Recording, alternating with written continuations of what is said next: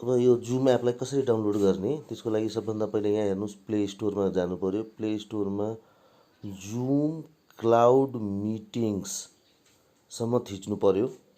Zoom cloud त्यहाँ लेखिरहेछ CLOUD cloud meetings for Android भनेर अप्सन फर्स्टमै देखाइदिइहाल्यो।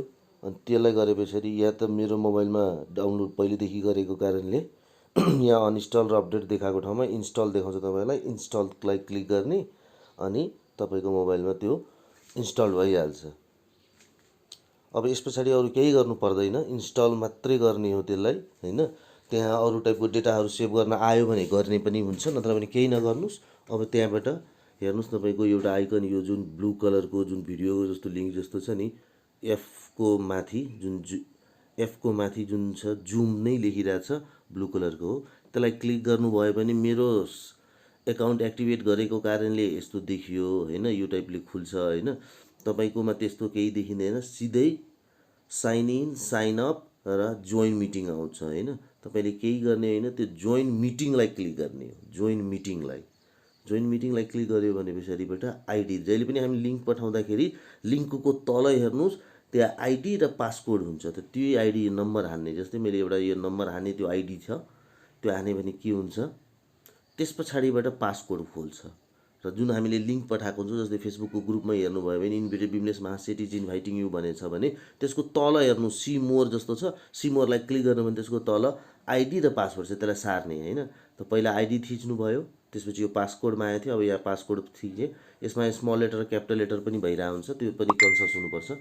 जस्तै यसको जेड क्यापिटल हो, मैले स्मल हालेँ भने हुँदैन, मैले जेड क्यापिटल फेरि काटेर हाल्छु। अब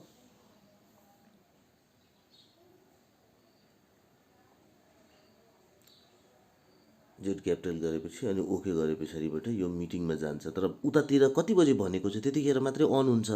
त्यस कारण यहाँ के भन्दैछ, निशान्त लामा पर्सनल मिटिङ भनिरहेछ, waiting for the host to start the meeting हैन।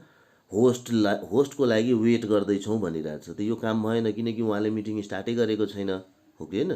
त तपाईँले यहाँ के बुझ्नु पऱ्यो भनेपछि जुन टाइम 11 बजे, जस्तै आजको मिटिङ 11 बजे छ र अर्को मिटिङ 1 बजे छ, तपाईँ 1 बजे क्लिक गर्नुभयो भने त्यहीँ देखाउँछ वेटिङ फर होस्ट र मैले उतातिर थाहा पाउँछ। अनि ओके गरिदियो भने भित्र छिर्नुहुन्छ। भित्र छिर्दाखेरि कस्तो देखिन्छ त्यसको लागि एकछिनमा हेर्छु। अर्को तरिका तपाईँको के छ भने जुम डाउनलोड गरेर केही नगर्नुहोस्, जुम सिधा डाउनलोड अघि इन्स्टल गरेर इन्स्टल गर्ने, डु नथिङ। अब केही नगर्ने, लिङ्क जहिले पनि चेन्ज हुन्छ त्यो लिङ्कमा जाने।